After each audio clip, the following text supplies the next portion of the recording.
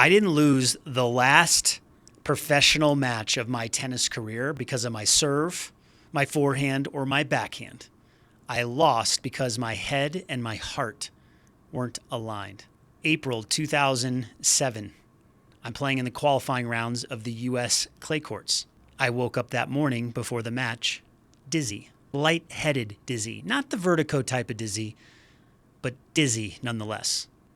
Maybe it's blood sugar. Okay, I'll eat a high-carb breakfast because you need carbs for a tennis match, right?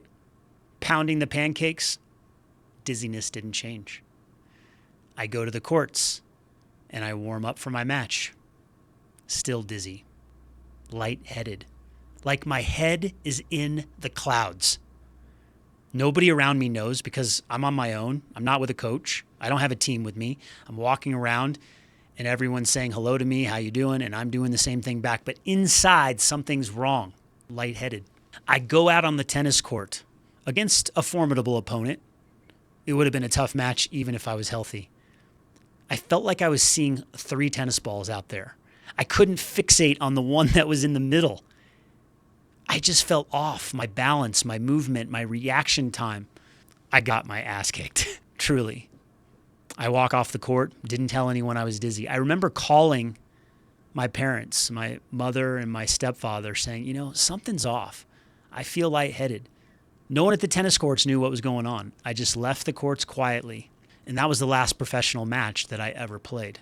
When all of this went down, I put that analytical hat on of mine, the one that overthinks, that tries to solve everything. And I went on a journey to try to discover, to try to uncover why I was feeling lightheaded. And I did all the tests. I did the tests in the traditional world of healthcare. And then I went into the holistic alternative way of healing. I saw all the people in both arenas. I got the MRIs, the x-rays, the blood tests, blood pressure, all of it. And I also did the acupuncture and the chiropractors and testing for viruses and everything. And no one could figure out what was going on. That was an interesting time in my life, right? Your career is ending. You feel like you failed. You're dizzy. You don't know what to do next. You're in limbo. This was a hard lesson to learn. And the big lesson around this is what I realized is that if your head and your heart are not aligned, your body will tell you eventually. It will manifest. It will create something that will take you out of alignment so that you can't continue on the path that you're on. It will knock and knock and knock until you wake up. And it was knocking leading up to that match and to that day until finally my body said no mas. My head wanted to keep pushing. Push harder, Jeff. Grind harder. You're a high achiever. You're a top 1%er. You've been the best tennis player in Colorado, and then you went to Stanford, and then you went and played pro tennis and did cool things. Just push harder. You can make another comeback. But my heart, my poor, tender heart was saying, you're done with pro tennis. Will you please listen? I wasn't listening. It was a very painful lesson. And now I realize, as I share the Own Your Zone framework with leaders and teams and organizations and high performers, that we can push and we can grind and we can use our head to try to get to the next level. It's not sustainable.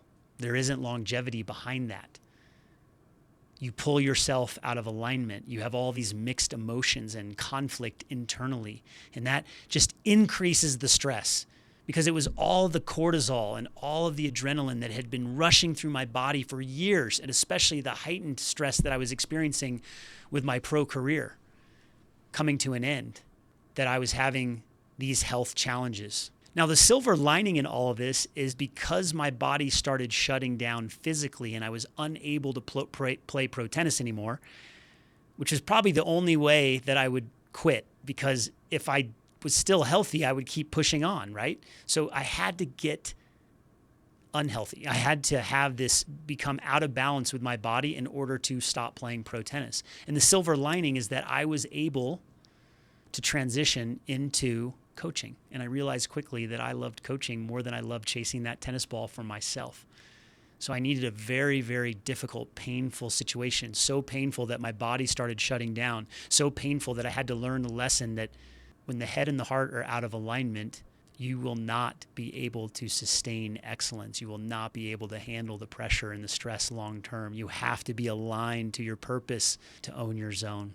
That's why I'm so grateful for these painful lessons, that I can share stories like this with my clients, speak from this place on a stage so that I can help others. And that's the greatest gift that I can give other high performers.